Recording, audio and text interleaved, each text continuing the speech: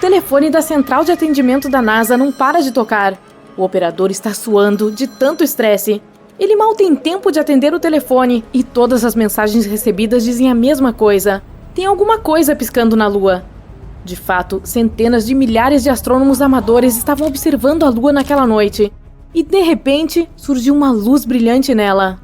É como se alguém tivesse acendido um poderoso holofote sobre sua superfície. Os cientistas começaram imediatamente a procurar uma explicação para o fenômeno. Primeiro, pensaram que se tratava apenas do brilho de um avião voando entre os observadores e a Lua. Mas nesse caso, não teria sido visto simultaneamente por tantas pessoas de diferentes partes do mundo. Outra suspeita era os satélites Starlink. Teoricamente, um deles poderia ter pregado uma peça nos astrônomos amadores. Eles poderiam ter pensado que a pequena luz do satélite era um flash de luz na Lua. Porém, mais uma vez, se tal satélite fosse o culpado, a luz não estaria estática, ela estaria se mexendo. Enquanto alguns cientistas continuaram à procura de uma resposta para esse mistério, outros decidiram investigar o fenômeno mais a fundo. Para isso, construíram um novo telescópio no norte de Sevilha, na Espanha. As condições de lá são bastante adequadas para se observar a Lua. O telescópio tem 2 câmeras controladas remotamente a partir de um campus na Alemanha. Se ambas as câmeras captarem qualquer fenômeno diferente sobre a superfície lunar, o telescópio será aproximado rapidamente dela para descobrir o que está acontecendo. Será necessária uma inteligência artificial avançada para fazer com que as câmeras consigam distinguir entre o fenômeno inexplicado na Lua e a luz de um avião, de um satélite ou de um pequeno meteorito que possa entrar na atmosfera terrestre. Enquanto o telescópio está fazendo sua investigação, nós já temos uma teoria que pode explicar o surgimento desses flashes brilhantes e redondos sobre a superfície lunar. Vamos lá! A Lua influencia as marés dos mares e oceanos da Terra com sua força gravitacional. Mas a Terra pode afetar a Lua da mesma forma. Só que essa força será 32 vezes e meia mais forte. Enquanto a Lua orbita a Terra, em determinado ponto, ela pode ficar muito próxima do nosso planeta. Então, a força dessa interação ficará maior. A essa altura, as forças das marés podem fazer com que algumas fissuras na superfície da Lua se abram, liberando gás de seu interior. Um poderoso jato de gás levantará a poeira lunar consigo, e o que vemos como um flash brilhante com nossos telescópios é realmente apenas uma névoa de poeira que é redonda e também reflete a luz do Sol. Se for observada de uma certa distância, parece mesmo um flash. Quando a poeira sobe, achamos que está acontecendo uma pequena explosão, e esse flash vai sumindo aos poucos à medida que a poeira assenta. Essas coisas acontecem o tempo todo sobre a superfície lunar. Elas são chamadas de fenômenos lunares transitórios, e além de flashes lunares, muitas outras coisas místicas e bizarras já aconteceram lá. Lá atrás, no ano de 1178, 5 monges afirmaram ter visto a Lua, com o formato de um chifre, começar a se dividir em 2. Naquele momento, fogo e faíscas começaram a sair da rachadura. Era como se um dragão estivesse cuspindo chamas. Em seguida, a Lua começou a pulsar, e depois voltou ao seu estado natural. Esse fenômeno se repetiu mais de 10 vezes, e as chamas tinham formatos diferentes a cada vez. Quando o pesadelo acabou, a Lua ficou preta. Só no século XX é que os cientistas tentaram explicar o fenômeno. Havia a teoria de que um grande asteroide colidira com a Lua na época, e que foi esse asteroide que criou a cratera de Giordano Bruno, que tem 22 quilômetros de largura. Mas nesse caso, milhões de toneladas de fragmentos do asteroide teriam atingido a Terra também. E aí, as pessoas teriam visto uma incrível chuva de meteoros. Ela teria sido muito brilhante, e as memórias desse fenômeno certamente estariam registradas em algum lugar. Mas isso não aconteceu. Agora, o fenômeno que os monges observaram parece questionável. Talvez eles tenham mesmo visto um asteroide cair, só que ele estava caindo sobre a Terra, e eles acharam que a luz do meteorito em chamas fosse alguma coisa sinistra acontecendo na Lua. Ou talvez os monges simplesmente imaginaram coisas. Não há testemunhas desse evento além deles. Outro fenômeno inusitado são as luzes azuis e vermelhas na Lua. Elas podem ser vistas quando esse satélite está na fase minguante, e isso ocorre com mais frequência na cratera Aristarchus. Os flashes vêm e vão de forma super rápida, parecem relâmpagos. Na verdade, é eletricidade. As forças da maré são responsáveis por isso também. Elas fazem um estresse mecânico se acumular nas rochas, Isso pode produzir um campo elétrico que cria os flashes azuis que deixaram muitos astrônomos amadores boquiabertos. Pode haver também explosões estelares na Lua. Elas são causadas por meteoritos que caem sobre a superfície. A Lua não tem atmosfera, então os asteroides que se aproximam dela não se incendeiam. Por terem muito peso e velocidade, eles causam uma explosão no impacto. E aqui da Terra, vemos isso como uma explosão estelar. Por exemplo, em 13 de maio de 1972, houve um impacto de meteorito de 1.000 toneladas de TNT perto do local onde a Apollo 14 pousou. Se tivéssemos vivido muito antes, poderíamos ter presenciado constantes flashes brilhantes sobre a superfície da Lua. Todas as crateras de lá foram formadas por ataques de meteoros desse tipo. Então imagine um monte de fogos de artifícios que havia anos atrás. E muitos desses meteoritos foram úteis. Eles trouxeram água. Sim, existe água na Lua. A NASA confirmou esse fato após alguns estudos com o telescópio SOFIA. Ele foi montado sobre um avião e as observações foram feitas na atmosfera superior da Terra. Nessa altitude, o ar seco permitiu que o telescópio visse até os menores detalhes. A água provavelmente estava dentro das crateras nos polos lunares. Esses lugares jamais viram luz e a água pode ter ficado presa em forma de gelo. Mas o telescópio SOFIA encontrou água sobre a superfície iluminada da Lua. Claro, são apenas moléculas de H2O que estão presentes nas camadas de poeira, mas já é alguma coisa. Se conseguíssemos juntar toda essa água, daria muito pouco. Em comparação, a quantidade de água que existe no deserto do Saara é cerca de 100 vezes maior do que a que encontramos na Lua. Mas um fenômeno ainda mais inusitado está acontecendo lá agora. A Lua está enferrujando. Sim, igual um pedaço de metal velho. Para a ferrugem surgir, precisamos de ferro, água e oxigênio. O solo lunar tem ferro suficiente, e como já sabemos, existe água lá também. A última peça desse quebra-cabeça é o oxigênio. Todos sabem que não tem atmosfera na Lua e que por isso não conseguimos respirar lá, mas mesmo assim, o oxigênio está presente. O vento solar é que levou ele para lá. O vento da nossa estrela quente se move a uma velocidade extremamente alta. Ele raspa o oxigênio das partes superiores da nossa atmosfera e o carrega para longe. E em algum momento, o vento com moléculas de oxigênio chega à Lua. Tcharam! Todos os ingredientes para a corrosão estão lá, e o minério de ferro da superfície lunar começa a ter um tom avermelhado. Se esse processo durar muito, em um futuro distante, a Lua ficará parecida com Marte. Ela terá uma cor laranja avermelhada. Sim, a cor característica de Marte surgiu exatamente a partir da corrosão, que começou lá milhares e milhares de anos atrás, quando esse planeta ainda tinha rios e mares com água e uma atmosfera com oxigênio. Outros objetos estranhos que podem ser vistos na Lua foram deixados lá por humanos. Entre os anos de 1969 e 1972, 12 pessoas visitaram o satélite como parte do programa Apollo. Ao todo, há 6 locais de pouso onde os astronautas deixaram um monte de coisas para trás. Além de algumas dúzias de satélites e espaçonaves que caíram ou pousaram suavemente sobre a Lua, há um rover lunar, algumas bandeiras dos Estados Unidos, uma foto de família de um dos astronautas e até 3 bolas de golfe. E as primeiras 2 pessoas que estiveram na Lua deixaram uma pilha de coisas para trás. Quando estavam prestes a voltar para casa, elas pegaram um monte de amostras de solo e rochas para levar. E para carregar tudo isso, tiveram que se livrar de tudo o que não era essencial para embarcar no módulo lunar. A câmera de TV, a coleção de ferramentas, o equipamento científico e até braços de poltronas.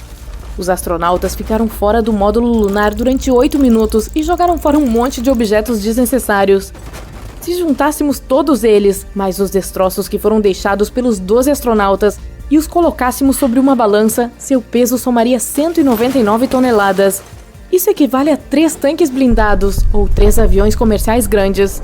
É estranho, mas é verdade.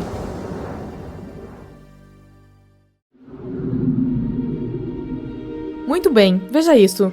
Vênus tem mais vulcões do que qualquer outro planeta do Sistema Solar. São mais de 1.600 deles. E um dia em Vênus, medido pelo tempo que leva para girar uma vez em seu eixo, demora mais do que o período necessário para completar uma órbita inteira do Sol. Uau! E isso é só o começo! Um efeito estufa extremo aquece a superfície do planeta a até menos 465 graus Celsius, calor suficiente para derreter chumbo. Os ventos atingem velocidades de mais de 720 km por hora na camada de nuvens do meio, Isso é mais rápido do que os tornados mais velozes do nosso planeta. A pressão na superfície de Vênus é 90 vezes maior do que no nível do mar na Terra. Que lugar ótimo para umas férias, hein? E recentemente, esse local incrível se tornou ainda mais intrigante. Na tóxica atmosfera venusiana, há algo que pode significar a existência de vida. Infelizmente, os cientistas não conseguiram coletar nenhuma espécie de micróbio ou tirar fotos de vida extraterrestre, mas descobriram uma substância química chamada fosfina, e isso é um grande indício. Se não for uma substância química até então desconhecida que produz esse gás, então deve haver algum tipo de vida microbiana envolvida no processo.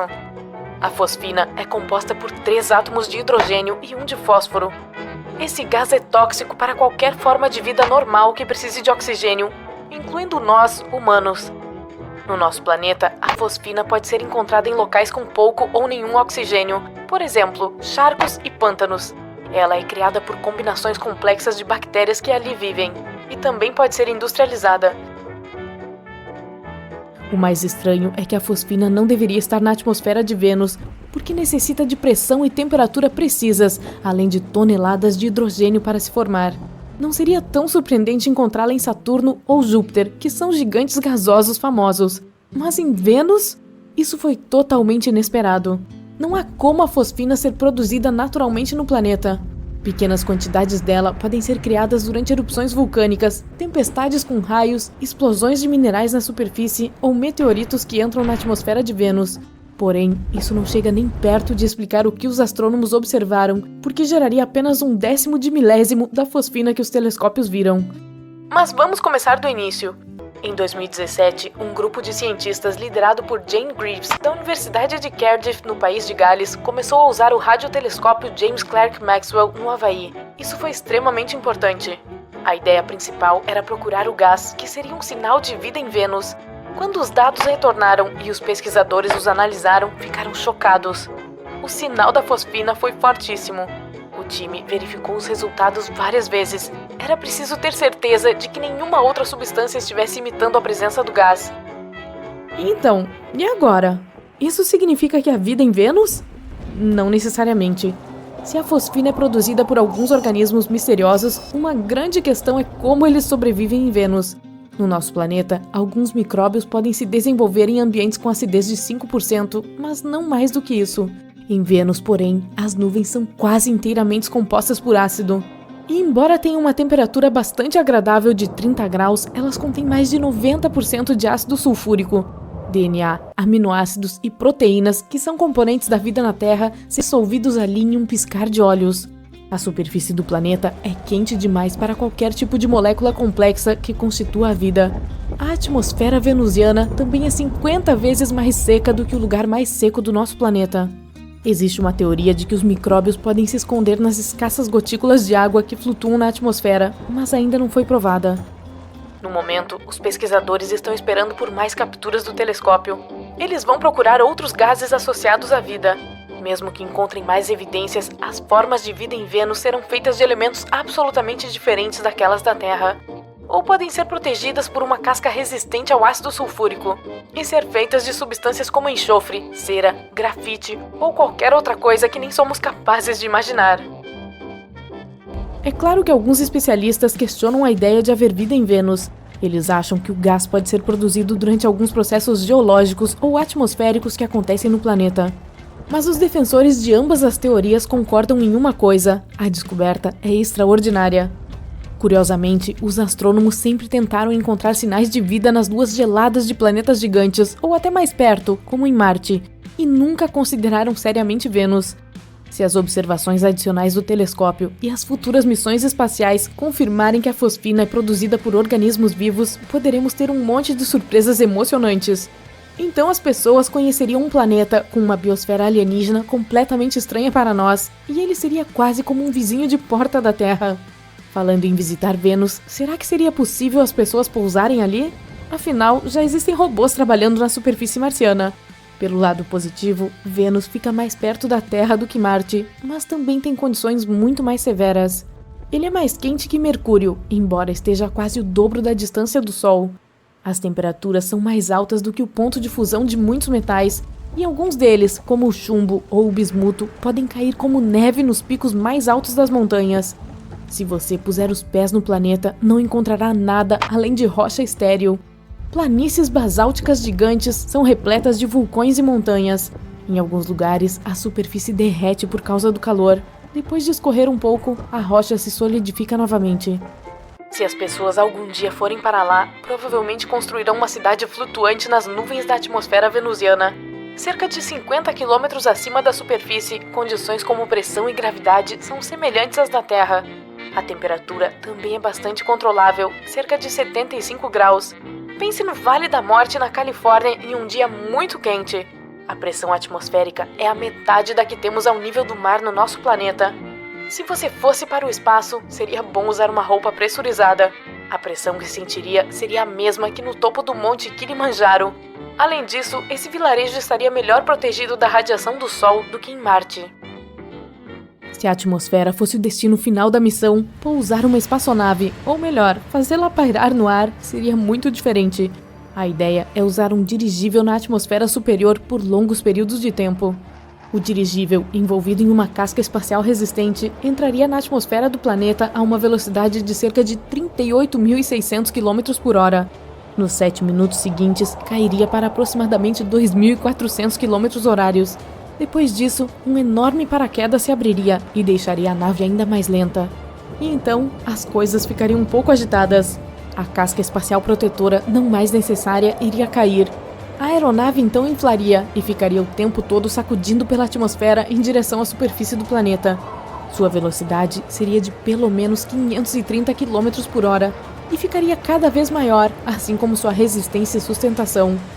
Logo, o paraquedas não seria mais necessário. A tripulação se livraria dele e a aeronave se encheria de ar completamente. Se tudo corresse como planejado, ela pararia a cerca de 50 km acima da superfície de Vênus. Depois disso, viajaria ao redor do planeta e seria movida pelo vento, que poderia atingir uma velocidade de 355 km por hora no topo da camada de nuvens. Se você decidir se mover para mais perto da superfície, porém, terá que ser extremamente cuidadoso. O vento na camada intermediária pode ser 2 vezes mais rápido. O dirigível pode ser preenchido com uma mistura respirável de nitrogênio e oxigênio. Essa combinação seria menos densa do que a atmosfera venusiana. Daria a flutuabilidade necessária, você sabe, para ficar lá em cima. Vênus é famoso por suas nuvens super densas, que fazem o planeta brilhar o suficiente para ser visto da Terra. O planeta reflete mais de 75% da luz que vem do Sol. Essa camada de nuvem reflexiva existe graças a uma névoa de gotículas de ácido sulfúrico na atmosfera, e elas se reúnem exatamente na altura em que a aeronave flutuaria. Felizmente, as pessoas já possuem um método para contornar o problema da acidez. Alguns materiais, como o teflon e alguns tipos de plástico, têm uma incrível resistência aos ácidos. Eles poderiam proteger a parte externa da aeronave. Então, digamos que você precise trabalhar em uma plataforma externa. Aí, poderia fazer isso vestindo apenas uma roupa de proteção contra produtos químicos e carregando o suprimento de ar necessário. Uau, isso parece divertido, hein? É, eu também não acho. Ei, acorde rápido! Ouça isso! É um sinal de FM de 5 segundos vindo de uma das luas de Júpiter. Você corre para o seu telefone e informa seus colegas. Eles surtam com as notícias e correm para o laboratório. Você é cientista e trabalha com a sonda Juno, explorando Júpiter há anos. Mas esta é a primeira vez que testemunha algo tão incomum. Ganymedes é a maior lua de Júpiter e a maior do nosso sistema solar. Se esse corpo espacial não orbitasse ao redor de Júpiter, seria classificado como um planeta, ainda maior que Mercúrio e Plutão. O que faz esta lua se destacar entre as outras é o fato de ter seu próprio campo magnético. Ganymedes nasceu há cerca de 4 bilhões e meio de anos. Isso significa que é tão antiga quanto Júpiter. Com o tamanho de um planeta, leva 7 dias terrestres para orbitar o seu. Todos se reúnem no laboratório, esperando pacientemente que você toque a gravação do sinal que vem do espaço. Seus colegas começam a tentar descobrir qual a origem desse som misterioso.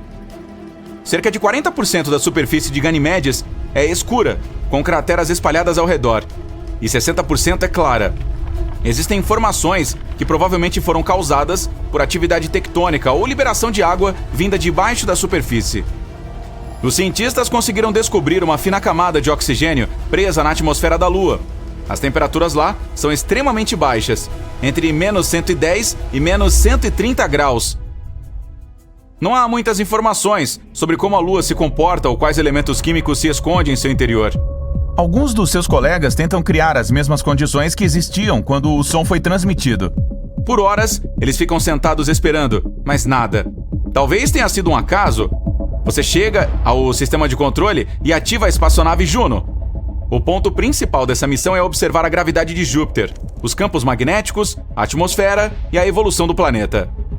A propósito, também há algumas evidências de que a maior lua de Júpiter também está evoluindo. Por ter um campo magnético ao seu redor, auroras surgem o tempo todo. Elas são gases brilhantes circulando os polos norte e sul do satélite. Se existisse vida num lugar assim, provavelmente estaria no fundo do oceano extremamente salgado de Ganimedes. Por muito tempo, os cientistas pensaram que o Sol era um componente crucial para o início da vida. Mas agora sabemos que existem organismos que vivem nas profundezas dos oceanos e passam muito bem sem luz solar. Os oceanos no nosso planeta estão colaborando com algumas das criaturas mais bizarras de todas as formas e tamanhos. Os lírios do mar vivem a cerca de 3.000 metros abaixo d'água. Eles têm esse nome porque se parecem com flores, porém não são plantas e sim animais. Não se deixe enganar pelos caules e folhas, que são partes do corpo equipadas com terminações nervosas para detectar comida ao redor. Os tubarões duendes são provavelmente alguns dos tubarões de aparência mais esquisita que vivem no fundo do oceano. Eles podem crescer até 3,5 metros de comprimento e têm um focinho muito incomum. Agora olhe para o tamboril. Ele tem uma bolha bioluminescente na cabeça para atrair a presa e navegar pelo fundo do oceano escuro. É como uma lanterna natural que nunca precisa de pilhas novas. No entanto, apenas as fêmeas são equipadas com ela. O peixe-bolha é outro animal bizarro que vive lá embaixo. Ele habita os oceanos Atlântico, Pacífico e Índico, 2.700 metros abaixo da superfície. De qualquer forma, mesmo que você tenha pedido a todos que mantivessem a notícia confidencial, de alguma forma ela vazou para a mídia e se tornou a mais nova tendência. Você recebe uma ligação de uma emissora de notícias. Eles dizem que querem entrevistá-lo sobre essa descoberta que pode provar que existe vida no espaço sideral. No dia seguinte, vai até a emissora para falar sobre a sua descoberta. Há todo um público no estúdio observando ao vivo cada movimento seu, enquanto você estende a mão para pegar seu copo d'água. A equipe se apressa em fazer alguns ajustes de última hora antes de entrar no ar ao vivo. O maquiador dá algumas pinceladas finais. O engenheiro de som lhe pede para testar seu microfone mais uma vez. Vários dos produtores estão sentados nos assentos da frente. Luzes brilhantes estão inundando o estúdio. A contagem regressiva começa. 3, 2, 1 e... O anfitrião o apresenta e lhe pede para explicar o que ouviu. Você conta sobre a sonda espacial Juno orbitando Júpiter. Depois de algumas perguntas, o anfitrião finalmente faz a pergunta mais temida. Será que o som misterioso está vindo de outra civilização? Todos se inclinam esperando sua resposta. Você congela sem saber o que dizer. Mesmo que a pressão esmagadora no fundo do oceano seja 1000 vezes mais forte do que ao nível do mar, ainda existe vida lá. As algas, consideradas uma iguaria no mundo oceânico, estão fora do menu das criaturas do fundo do mar devido à falta de luz solar. Em vez disso, muitos desses habitantes das profundezas têm que comer as sobras que chegam lá das camadas superiores do oceano. As temperaturas congelantes e a pressão intensa alteraram as células dessas criaturas. Isso as tornou mais resistentes do que os peixes comuns. As bactérias estavam desenvolvendo suas próprias formas de sobrevivência. Estudos mostram que elas se alimentam de certos gases e produtos químicos, como o enxofre e dióxido de carbono. O metano e o hidrogênio são liberados quando as placas tectônicas se movem umas contra as outras, e algumas dessas bactérias se alimentam desses gases também. Os tardígrados, também conhecidos como ursos d'água, são criaturas microscópicas que podem viver e se desenvolver em condições extremas. Você pode encontrá-los em vulcões, geleiras congeladas e até mesmo no vazio do espaço, o que significa que algumas formas de vida podem realmente existir em Ganimedes. Você explica isso para o seu público. Em seguida menciona que não tem informações suficientes para determinar se foi outra civilização ou um fenômeno natural que produziu o som. Isso não significa que o fundo dos oceanos gelados de Ganimedes não esteja colaborando com suas próprias criaturas bizarras e estranhas. Pode haver algumas bestas lendárias como o Kraken ou o Leviatã lá, ou um estranho peixe brilhante com 2 cabeças, ou ainda com tentáculos e uma grande barbatana, caranguejos gigantes. As bactérias podem ser tão variadas quanto as nossas. As plantas, se houver, precisam ser fortes o suficiente para sobreviver a temperaturas abaixo de zero. Os animais da maior lua de Júpiter podem ser tão grandes quanto nossas baleias azuis ou tão minúsculos quanto o plâncton. Após a entrevista, você volta ao laboratório para examinar as gravações mais uma vez. No caminho para casa, vê cartazes com sua imagem e legendas como "Não estamos sós?" Ei, você se tornou uma celebridade. Muitas pessoas tiram fotos suas. Outras emissoras o chamam para dar mais entrevistas. Algumas revistas científicas até querem colocá-lo na capa como a pessoa do ano. Cada vez que vai para o trabalho, espera que o som apareça novamente, mas nada. Você envia um sinal da sonda Juno, tentando fazer algum tipo de contato com o que quer que produza o som, nada. Naquela noite apaga na sua mesa mais uma vez. O momento eureka o acorda no meio da noite. Pode ser que tenha algo que você tenha perdido? Então, faz os cálculos novamente e percebe que a resposta estava na sua frente o tempo todo. Não foi outra civilização que produziu o som. A fonte foram os elétrons. Cada planeta produz seu próprio som. Ele se forma quando partículas carregadas do vento solar e da magnetosfera do planeta interagem umas com as outras. Foi o que aconteceu em Ganimedes. Os elétrons no seu campo magnético, onde a sonda captou o sinal, estavam agindo de forma mais estranha do que o normal. E isso amplificou algumas frequências irregulares. Você fica constrangido e passa o resto da noite dando telefonemas, contando as novidades para sua equipe. A emissora que o entrevistou divulga um comunicado. Eles explicam que outras civilizações não estão tentando nos contatar. Você se recosta em sua mesa, esperando a próxima grande coisa acontecer. Europa é outra das luas de Júpiter que pode ter vida. Ela é formada por um núcleo de ferro, um manto e um oceano salgado, com o dobro do volume de todos os oceanos da Terra. E assim como Ganimedes, o oceano se encontra sob uma crosta de gelo de água. Os cientistas afirmam que pode até haver vulcões ativos lá. E algumas bactérias existentes podem viver ali também. Com água suficiente, certos produtos químicos e uma fonte de energia, Europa poderia produzir vida. Mas é improvável que encontremos algo além de minúsculos micróbios. 2022 e 2023 têm sido anos marcantes para descobrir mundos novos e fascinantes. No ano passado, a NASA ultrapassou 5.000 exoplanetas confirmados. A lista é incrivelmente diversificada. Ela inclui superterras rochosas, gigantes de gás como Júpiter, gigantes de gelo como Netuno e assim por diante. E isto é apenas o começo. Pode haver mais de 1 trilhão de exoplanetas somente na nossa galáxia. Mas a pergunta mais importante é: quantos deles são habitáveis? Para nós, há planetas nesta lista que possam ter vida neles? Ou que poderiam se tornar um lar do futuro para nós? É claro que há, e em 2022 e 2023 nós encontramos até 5 deles. Portanto, apertem o cinto de segurança e aguentem um passeio selvagem além do nosso sistema solar. O primeiro planeta em nossa lista é o Wolf 1069b. Uma designação enfadonha e sem graça. Portanto, vou simplesmente apelidá-lo de Wolfie, porque, ei, quem vai me impedir? A NASA? Um novo estudo conduzido por 50 astrônomos de olho nas estrelas confirmou algo incrível. Este exoplaneta, o Wolf, que está localizado a apenas 31 anos-luz de nós, poderia ser potencialmente um mundo rochoso. Em outras palavras, teoricamente, é um planeta habitável. A equipe por trás da descoberta utilizou uma técnica chamada velocidade radial para detectar o exoplaneta. Esta é uma forma de os cientistas estudarem os movimentos das estrelas e planetas. É como se, ao jogar bola com um amigo, quando ele joga a bola para você, você pudesse vê-la chegando cada vez mais perto. Velocidade radial é tipo isso. Quando um planeta se move em nossa direção, faz com que a estrela que orbita pareça estar chegando mais perto de nós. Quando o planeta está se afastando de nós, também faz com que a estrela pareça mais distante.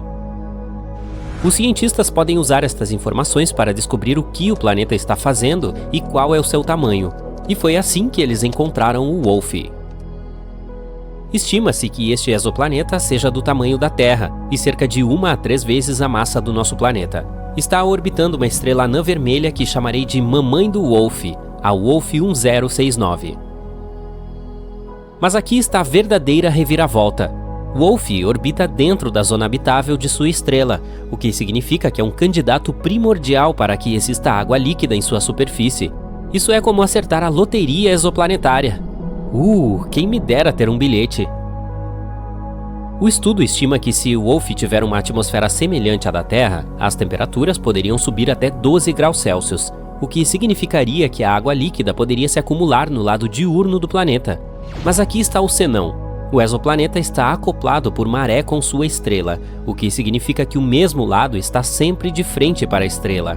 Imagine só, um lado do planeta está sempre aconchegado no calor de sua estrela, enquanto o outro está na escuridão eterna, tipo como no ensino médio. Brincadeirinha.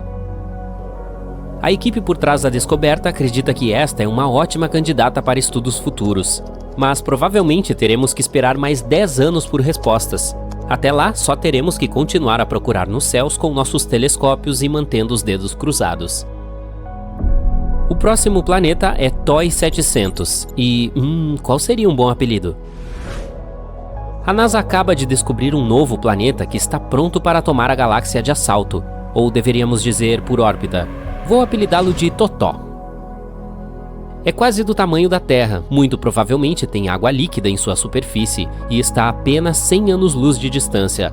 Não estamos falando de uma viagem de carro, é claro, mas isso está perto o suficiente no grande esquema das coisas. Totó é o quarto planeta em seu sistema e tem uma órbita um pouco curta, apenas 28 dias para fazer a volta ao redor de sua estrela. Bem, pelo menos você teria um aniversário a cada mês. Ueba! Desta vez, a descoberta foi feita usando o método de trânsito. Os próprios planetas são incrivelmente pequenos e difíceis de detectar, mas quando um planeta está na frente da estrela, ele bloqueia parte da luz que sai dela, fazendo com que pareça um pouco mais escura. Assim que o planeta se afasta, a estrela fica mais brilhante novamente. Portanto, para encontrar o planeta, os cientistas observam com muito cuidado para ver se a luminosidade da estrela muda. Se isso acontecer, significa que provavelmente há um planeta brincando de esconde-esconde conosco. Foi assim que eles descobriram o Totó. A missão TESS o descobriu, totalizando 66 novos exoplanetas e mais 2.100 candidatos esperando para serem confirmados. A TESS tem estado ocupada em criar imagens de 75% do céu. Isso é que chamo de eficiência. Totó está localizado na zona habitável otimista, entre os planetas C e D, mas pode estar acoplado por maré, assim como o Wolf. Portanto, talvez tenhamos que nos contentar com um mundo aquático unilateral. A descoberta do Totó é uma perspectiva promissora para futuras observações de acompanhamento e demonstra o potencial da TESS de encontrar exoplanetas ainda menores no futuro. Quem sabe poderá um dia encontrar um novo lar para a humanidade entre as estrelas, ou pelo menos um novo local de férias.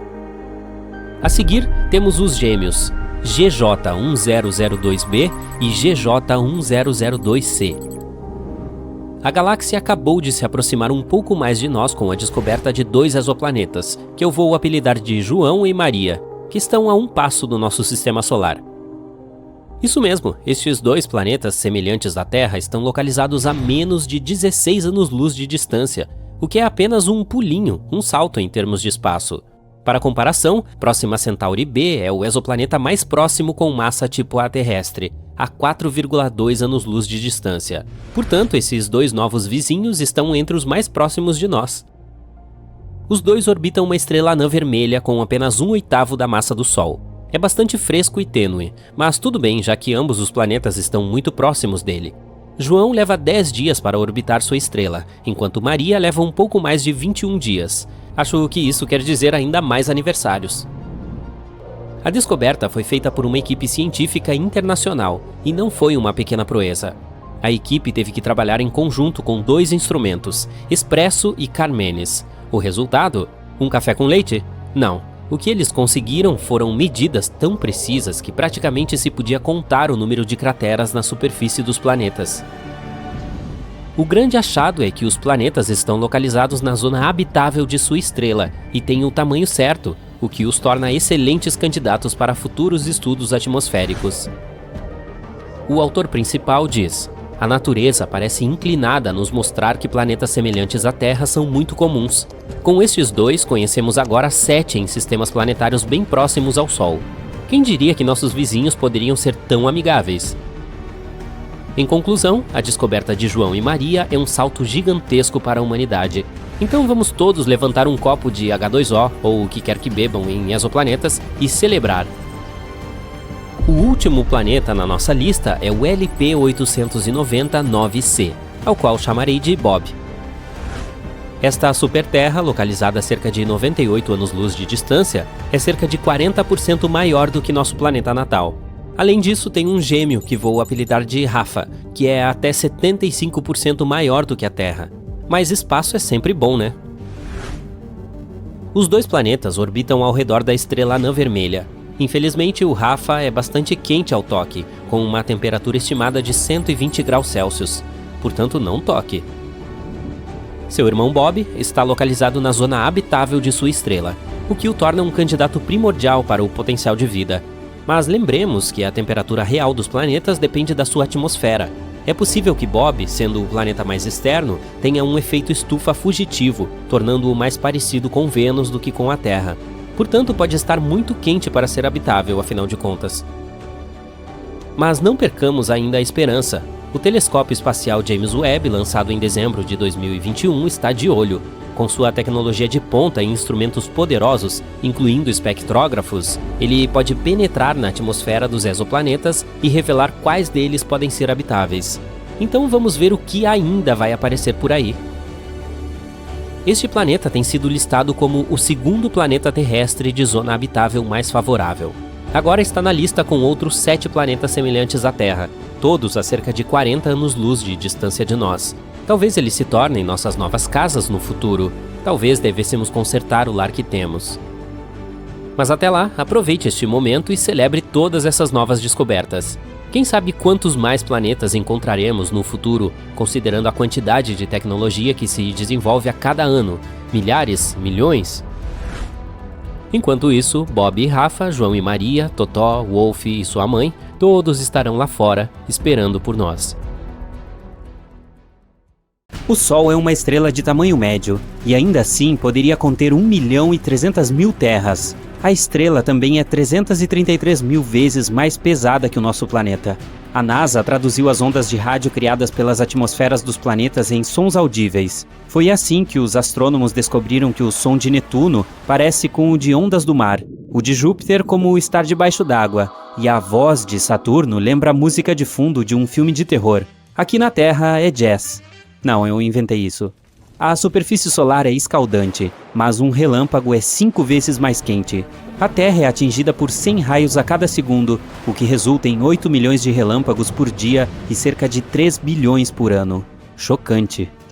Se você conseguir ir à Lua um dia e notar pegadas frescas, isso não significa que há mais alguém lá com você.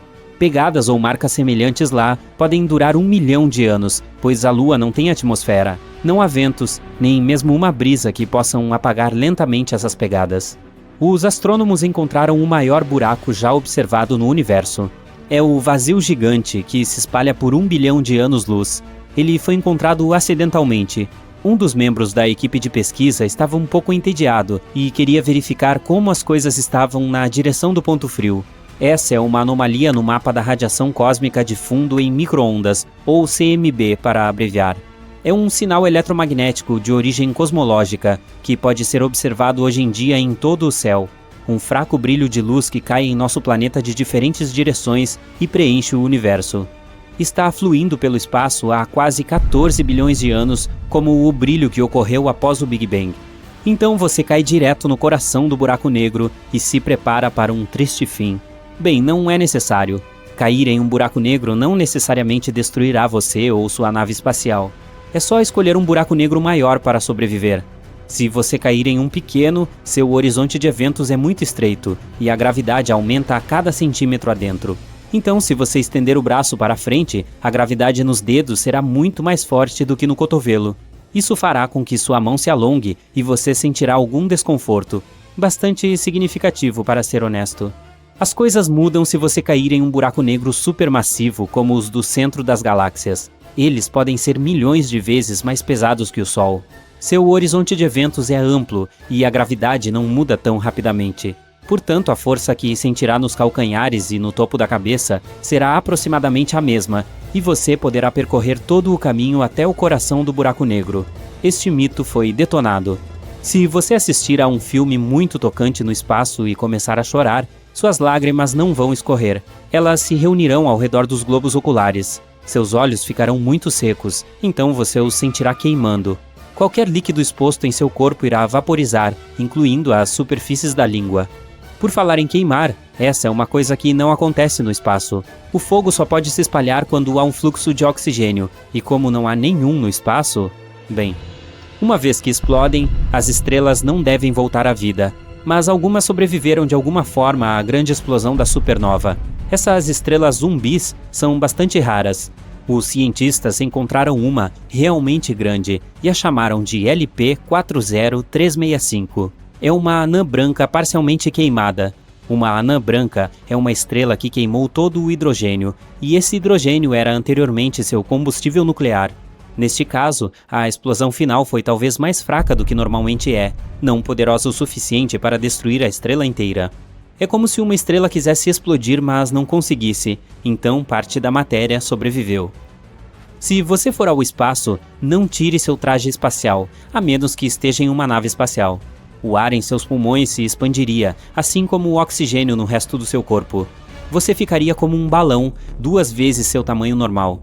Boas notícias, a pele é elástica o suficiente para mantê-lo unido, o que significa que você não explodiria. É um pequeno conforto, não? Quando algo entra em um buraco negro, muda de forma e fica esticado como um espaguete. Isso acontece porque a força gravitacional está tentando esticar um objeto em uma direção, mas ao mesmo tempo comprimindo-o em outra, como um paradoxo de macarrão. Falando nisso, um buraco negro do tamanho de um único átomo tem a massa de uma montanha muito grande. Há um no centro da Via Láctea chamado Sagitário A. Tem uma massa de bilhões de sóis, mas felizmente está bem longe de nós. Se você fizesse um grande estrondo em um asteroide, nunca seria capaz de ouvir seu som. Sim, nos filmes muitas vezes ouvimos o som de naves espaciais e batalhas interestelares, mas isso é apenas um mito. O som é uma onda que se espalha devido às vibrações das moléculas. Uma pessoa bate palmas a poucos metros de você, a onda sonora começa a empurrar a molécula de ar mais próxima das palmas das mãos, depois a segunda, a terceira e assim por diante, até que a onda chegue ao seu ouvido. Então, para espalhar o som, precisamos de moléculas como ar ou água. Na nossa atmosfera, as ondas sonoras se espalham muito bem, mas o espaço é um vácuo. Então, no espaço, você pode bater palmas bem alto, mas simplesmente não existem moléculas que possam vibrar e carregar tal som. Então, para manter uma conversa, você precisaria de um rádio ou boas habilidades de leitura labial. Meteoroides orbitam o Sol, enquanto a maioria dos detritos feitos pelo homem orbita nosso planeta. Por exemplo, lançamos quase 9.000 naves espaciais em todo o mundo, de satélites a foguetes. Mesmo os menores pedaços podem danificar uma espaçonave em velocidades tão altas. Galáxias, planetas, cometas, asteroides, estrelas, corpos espaciais são coisas que podemos realmente ver no espaço. Mas eles representam menos de 5% do universo total. A matéria escura, um dos maiores mistérios do espaço, é o nome que usamos para toda a massa do universo que ainda é invisível para nós. E isso é muito, pode ser até 25% do universo. A energia escura é os outros 70% do universo. Tô fazendo as contas aqui. Isso dá 100, certo? Ok. Agora vamos olhar para a Lua. Ela sempre está do mesmo lado. Isso significa que ela tem um lado escuro e os raios do Sol nunca chegam lá. Não, isso é um mito. A questão toda é que a Lua está gravitacionalmente travada com a Terra. Há dias e noites lá também. É que essa rotação está perfeitamente alinhada com a rotação da Terra. Então, sempre que você olha para a Lua, vê o mesmo lado. Portanto, há dias em que o Sol também brilha lá. Então, o outro lado não é o lado escuro, mas o lado distante. E temos até fotos dele. E lá está uma das maiores crateras de todo o nosso sistema solar, a Bacia do Polo Sul Aitken. É tão grande quanto o estado do Texas. Um mito que acabou sendo detonado é o de que as pessoas nunca estiveram na Lua. Este é o traje espacial original dos primeiros astronautas que estiveram lá. Olhe para a sola do sapato. Algumas pessoas afirmam que não há como deixar pegadas como esta lá. Na verdade, é possível sim. Na Lua, os astronautas usavam botas extras sobre seus trajes, e as solas combinavam perfeitamente com as pegadas deixadas lá. Os astronautas não precisavam delas quando saíram da Lua e as jogaram quando a caminhada acabou. Eles deixaram um monte de coisas lá também. Até mesmo braços dos assentos no módulo lunar, para reduzir o peso. Agora, contando todas as missões lunares Apollo, O peso total de lixo na Lua é de aproximadamente 187 toneladas, incluindo vários rovers lunares, detritos de naves espaciais, 6 módulos lunares e todos os experimentos deixados para trás. Isso corresponde a 3 Boeing 737. Outro mito sobre o Sol é que ele é amarelo. Vamos enviá-lo para o espaço. Você olha pela janela e ele está branco. O Sol só nos parece amarelo devido ao filtro da nossa atmosfera. A composição do ar e sua espessura distorcem a luz da estrela. Mas as estrelas vêm em cores diferentes. As mais frias têm cores laranja e vermelhas brilhantes. Estas são geralmente estrelas muito antigas, mais velhas que o nosso Sol. Mas estrelas jovens e muito quentes são azuis brilhantes. O Sol está no meio desse espectro. Mais um mito sobre asteroides. Precisamos voar um pouco além da órbita de Marte. Uau, estamos em um cinturão de asteroides e constantemente temos que desviar de rochas gigantes e blocos de gelo. Entramos em algumas nuvens densas de asteroides. Não é verdade. O fato é que o espaço é enorme e as distâncias são incríveis. Todas as rochas e detritos no cinturão de asteroides são apenas 4% do peso da Lua. Então realmente não há muito disso por lá. Para entender a dimensão do vazio no espaço, observe a colisão de duas galáxias. Existem bilhões de estrelas em cada uma delas. Se as unirmos, é improvável que haja colisões mesmo aqui. Você reconhece esse mundo majestoso? O segundo maior planeta do Sistema Solar. Check. Um gigante gasoso com uma aparência marrom amarelada e nebulosa. Check. 7 anéis enormes e intimidadores. Check. Você está certo. Não pode ser outra coisa senão Saturno. E recentemente o telescópio espacial Hubble fez uma descoberta que surpreende. Parece que os anéis desse planeta estão fazendo algo com ele há muito tempo. Um novo estudo revelou que os anéis icônicos estão aquecendo a atmosfera superior de Saturno. O mais legal, porém, é que os pesquisadores da NASA afirmam que isso é algo que os cientistas nunca observaram em nenhum outro lugar do nosso sistema solar. Esse segredo está escondido à vista de todos há 40 anos. E somente depois de usar as observações do planeta recebidas do telescópio espacial Hubble, da sonda Cassini já aposentada e das espaçonaves Voyager 1 e 2 é que os astrônomos descobriram. Essa interação inesperada do gigante gasoso com seus anéis pode se tornar uma ferramenta para prever se os planetas em outros sistemas estelares também têm magníficos sistemas de anéis semelhantes aos de Saturno. Então, como ficou claro que o planeta gigante está sendo cozido lentamente por seus próprios anéis? A evidência reveladora é uma quantidade excessiva de radiação ultravioleta. Ela pode ser vista como uma linha espectral de hidrogênio quente na atmosfera do gigante gasoso.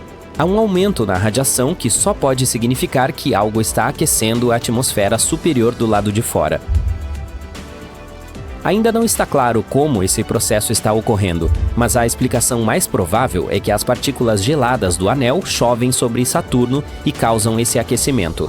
Mas também pode ser o impacto de pequenos meteoritos ou as partículas do vento solar. O aquecimento pode ser causado pela radiação ultravioleta solar ou por algumas forças eletromagnéticas que captam poeira eletricamente carregada. Quando a sonda Cassini da NASA concluiu sua missão e mergulhou na atmosfera de Saturno, ela teve tempo suficiente para medir os componentes atmosféricos, e descobriu-se que muitas partículas estavam de fato caindo dos anéis, mas de qualquer forma, o processo de aquecimento ocorre sob a influência do campo gravitacional do gigante gasoso.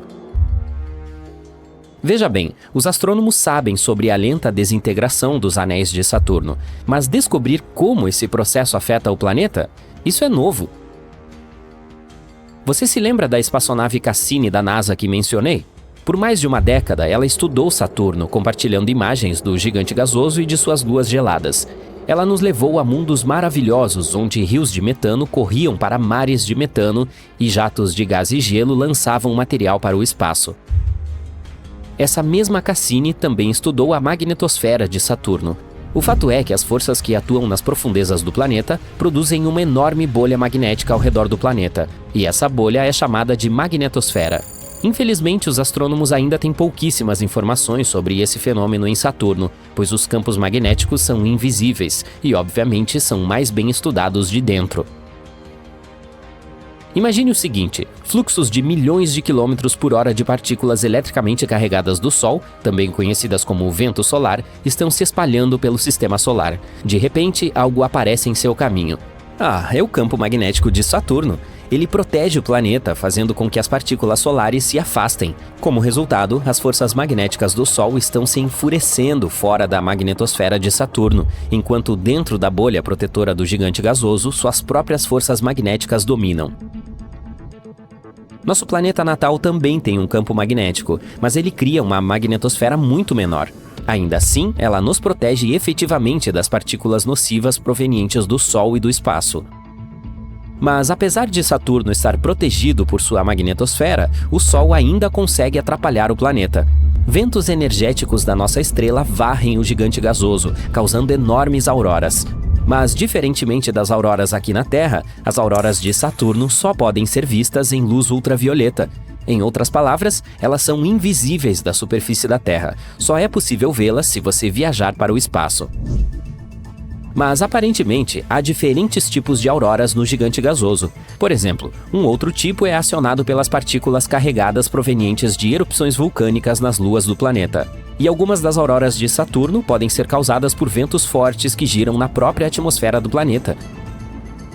Esses ventos sopram na ionosfera, que é uma região localizada abaixo da magnetosfera.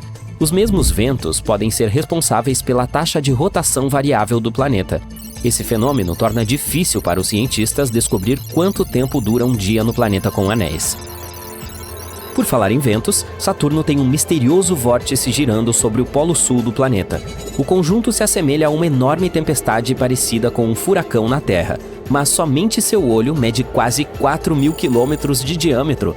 Para efeito de comparação, o olho de um furacão terrestre típico tem apenas 3 a 5 quilômetros de largura. O que confunde os astrônomos é que, embora o fenômeno se pareça com um furacão, ele não se comporta como um. Ele é estacionário e continua girando sobre a mesma área do Polo Sul. E enquanto os vórtices polares na Terra têm núcleos frios, o de Saturno é quente.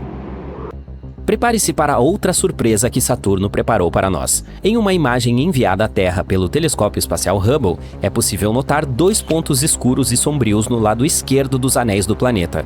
Esses pontos são informalmente chamados de raios, talvez por se assemelharem aos raios de uma bicicleta. O sombreamento e a forma dos raios variam. Eles podem parecer escuros ou claros, isso depende do ângulo e da iluminação. Às vezes, eles podem até parecer bolhas em vez de algo com o formato clássico de raio radial. Eles também não duram muito, mas a boa notícia é que mais e mais começarão a aparecer quanto mais perto estivermos de 6 de maio de 2025. É quando ocorrerá o equinócio de outono em Saturno. Na Terra, esse é o momento em que o Sol está exatamente acima do equador do planeta, e o dia e a noite têm a mesma duração. Mas em Saturno é algo um pouco diferente. Assim como nosso planeta, Saturno é inclinado em seu eixo. É por isso que ele tem 4 estações. Como a órbita do gigante gasoso é muito maior, cada uma dessas estações dura cerca de 7 anos terrestres. Um equinócio ocorre quando os anéis de Saturno estão inclinados na direção do Sol. Mas o que causa os raios? Os astrônomos acreditam que pode ser o campo magnético do gigante gasoso. Quando um campo magnético planetário interage com o vento solar, ele cria um ambiente eletricamente carregado. Como já sabemos, na Terra isso resulta nas luzes do norte, também chamadas de aurora boreal. E se falarmos de Saturno, as menores partículas do anel gelado também podem ficar carregadas, e é provável que isso levite temporariamente essas partículas acima das pedras maiores dos anéis. Pela primeira vez, os raios nos anéis de Saturno foram vistos pela missão Voyager da NASA. Isso aconteceu no início da década de 1980. Naquela época, não sabíamos que esses raios eram um fenômeno sazonal. Afinal, a Voyager 2 apenas passou pelo planeta e seguiu em frente. Para descobrir o que eram esses raios e como eles funcionavam, os astrônomos precisavam de um telescópio espacial que pudesse observar os anéis de Saturno de longe, como o Hubble. O último equinócio em Saturno ocorreu em 2009. Foi quando a sonda espacial Cassini estava viajando ao redor do gigante gasoso. Ela enviou muitas imagens incríveis para a Terra. Ela conseguiu provar rapidamente que os raios não eram causados por interações gravitacionais com Saturno ou pela influência das luas do gigante gasoso ou de pequenas luas que formam os anéis do planeta. Foi no ano de 2005 que a Cassini confirmou que os raios estavam relacionados ao campo magnético de Saturno. E embora essa missão tenha sido concluída em 2017, agora o Hubble continua monitorando a longo prazo as mudanças em Saturno e ao redor dele. Apesar de todas as observações, os astrônomos ainda não conseguem prever o início e a duração da temporada de raios. Felizmente, os anéis proeminentes de Saturno são um laboratório perfeito para estudar esse fenômeno, porque embora outros gigantes gasosos do Sistema Solar também tenham anéis, eles não são tão visíveis, e os cientistas não sabem se os raios ocorrem nesses planetas. Considere Encelados, a lua gelada de Saturno, um dos lugares mais promissores para procurar vida fora da Terra. Os cientistas acabaram de detectar o último dos 6 ingredientes necessários para sua formação, o fósforo. Esse elemento mais raro foi descoberto em um oceano em Encelados. Ele ajuda a tornar o solo fértil na Terra, mas a concentração desse mineral nos mares ocultos da Lua distante pode ser de 100 a 1000 vezes maior do que nos oceanos do nosso planeta. E talvez ocorra porque o oceano de Encelados é rico em carbonatos, exatamente como a água com gás, e esta provavelmente dissolverá os fosfatos das rochas da Lua. A nova descoberta também sugere que em outras luas geladas de Saturno, como o Titã, as águas também podem estar carregadas de fósforo. Por que os cientistas estão tão entusiasmados com esse mineral? Bem, os fosfatos, que são compostos contendo fósforo, são componentes cruciais da vida na Terra. O DNA, o RNA e as membranas celulares os têm. Mas entre os 6 elementos necessários para a vida, que são carbono, hidrogênio, nitrogênio, oxigênio, fósforo e enxofre, o fósforo é o menos comum. Em 2004, a sonda espacial Cassini entrou na poeira do segundo anel mais externo de Saturno, chamado de E. Ele é composto de grãos de gelo ejetados por Encelados, e ao estudar esses grãos examinados pelo analisador de poeira cósmica da Cassini, os pesquisadores detectaram fósforo. Encelados é a 6ª maior lua de Saturno. Ela não é realmente grande, tem apenas 505 km de diâmetro, ou seja, é pequena o suficiente para caber dentro do estado do Arizona. Deveríamos tentar isso algum dia. É interessante notar que quando a sonda espacial Cassini chegou a Saturno, os astrônomos pensaram que Encelados seria uma bola de gelo congelada. Mas então, surpresa, surpresa, eles viram plumas de partículas de gelo e vapor de água saindo de geysers na superfície dessa lua. Ficou claro que havia um oceano global entre o núcleo rochoso dela e sua casca gelada. Os mesmos pesquisadores descobriram anteriormente que esse satélite natural de Saturno também pode ser o lar de moléculas orgânicas complexas. Antes, os cientistas pensavam que os fosfatos poderiam estar presos nos núcleos rochosos de Encelados e mundos semelhantes. É por essa razão que os trabalhos mais recentes, que sugerem que os fosfatos também podem ser abundantes no oceano, foram uma surpresa. Os pesquisadores examinaram 305 grãos de gelo do anel E de Saturno e descobriram que 9 continham fosfatos. E esses resultados foram claros e inconfundíveis. E isso é muito importante porque há algum tempo acreditava-se que a fosfina, um composto de hidrogênio e fósforo, existia nas nuvens de Vênus. Mas ninguém conseguiu encontrar nenhuma evidência que sustentasse essa teoria. Em Encelados, no entanto, não há controvérsia, os fosfatos existem ali. Os astrônomos consideram Europa um dos lugares mais promissores do Sistema Solar para a busca de novas formas de vida. Tudo porque essa lua tem um enorme oceano de água salgada, com uma profundidade de 65 a 160 quilômetros. Sim, ele está escondido sob uma camada de gelo que, segundo estimativas, tem de 15 a 30 quilômetros de espessura, mas ainda é potencialmente habitável. Os pesquisadores afirmam que plumas de água irrompem de rachaduras na camada de gelo e liberam o conteúdo do oceano da Lua no espaço. É claro que será um desafio para qualquer missão em busca de vida acessar um ambiente tão profundo. Pelo lado positivo, os cientistas já têm algumas evidências de que existem fontes muito mais rasas que provavelmente estão muito mais próximas da superfície da Lua. Elas podem estar localizadas a menos de 1 quilômetro de profundidade sob o gelo. E essa notícia tem 2 coisas excelentes. Em primeiro lugar, aumenta as chances de haver vida em Europa. E em segundo lugar, se for verdade, pode facilitar para que futuras missões encontrem essas formas de vida, se houver alguma.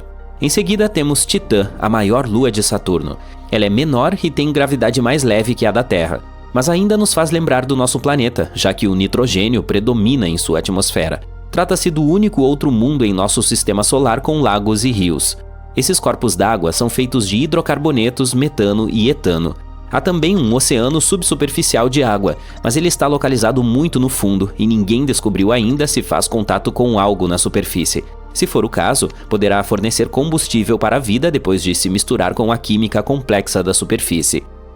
Mas Encelados e outras luas geladas não são os únicos lugares no sistema solar que podem abrigar ou já abrigaram vida. Em 2003, a Mars Express, uma espaçonave lançada pela Agência Espacial Europeia, descobriu metano na atmosfera de Marte. Em nosso planeta, a maior parte desse gás na atmosfera é produzida por criaturas vivas. Por exemplo, o gado que digere o alimento e emite, você sabe, gás. Entretanto, os cientistas acreditam que o metano permaneceu estável na atmosfera marciana por cerca de 300 anos. E então, em 2006, desapareceu quase totalmente do planeta vermelho. E aconteceu 600 vezes mais rápido do que os modelos dos pesquisadores previam. A questão é, o que ou quem gerou o gás e para onde ele foi? Outro mistério por lá são os micróbios que podem estar dormindo sob a superfície de Marte. Ali, eles podem ter sido protegidos da forte radiação proveniente do espaço por milhões de anos. Os cientistas simularam as condições de Marte em um laboratório para verificar se isso poderia ser verdade, e ficaram surpresos ao descobrir que as bactérias poderiam facilmente sobreviver em tais condições por 280 milhões de anos. Bom, é um longo prazo de validade, e significa que, se houvesse vida em Marte, poderíamos achar evidências na subsuperfície por meio de perfurações no solo. No entanto, não há água corrente em Marte, e as células ou esporos simplesmente secariam. Além disso, a temperatura da superfície é semelhante à do gelo seco, em outras palavras, está profundamente congelada. E ainda assim, pode haver 6 tipos de bactérias e fungos vivendo no subsolo do planeta vermelho. O mais provável é apelidado de Conan, a bactéria, devido à sua natureza resistente. Bem, acho que o tempo vai mostrar. De qualquer forma, se não encontrarmos vida fora da Terra em nosso sistema solar, provavelmente poderemos procurá-la em exoplanetas, que é como são chamados os planetas fora de nosso sistema estelar. Alguns parecem muito promissores. O mais perto daqui é Próxima Centauri b. Ele está a apenas 4,2 anos-luz de distância da Terra. Recentemente, os astrônomos descobriram que esse mundo pode ser ainda mais parecido com o nosso do que se pensava. Ele é apenas 17% mais maciço do que aqui, e orbita uma estrela que é mais fraca e menos maciça que o Sol. Próxima Centauri b está no meio da zona habitável da estrela. Isso significa que há chances de existir água líquida e vida ali. Parece que esse exoplaneta está preso à sua estrela-mãe. Um de seus lados está voltado para ela o tempo todo, e o outro está sempre na escuridão. Os cientistas ainda não descobriram se tem uma atmosfera. Próxima Centauri b está viajando muito perto de sua estrela e completa uma órbita em 11 dias terrestres. A radiação da estrela pode estar puxando o ar do planeta para longe. Se esse for o caso, é pouco provável que exista água líquida em sua superfície. O Gliese 832c está a 16,2 anos-luz de distância da Terra. No esquema cósmico das coisas, está a um passo de distância. Esse exoplaneta é 5 vezes mais maciço que a Terra e viaja muito mais perto de sua estrela-mãe. É por isso que um ano ali dura apenas 36 dias. Mas como se trata de uma anã vermelha muito mais fria e mais fraca do que o Sol, Gliese 832c recebe tanta luz e calor quanto o nosso planeta. Ao mesmo tempo, ainda não está claro se ele é semelhante à Terra, e provavelmente tem uma atmosfera muito mais espessa que cria um efeito estufa descontrolado. Esse fenômeno ocorre quando um planeta absorve mais calor de sua estrela hospedeira do que consegue liberar de volta para o espaço. Isso significa que é mais provável que o Gliese 832c se assemelhe a Vênus, quente e escaldante, do que a Terra, relativamente fria. Por mim, tudo bem.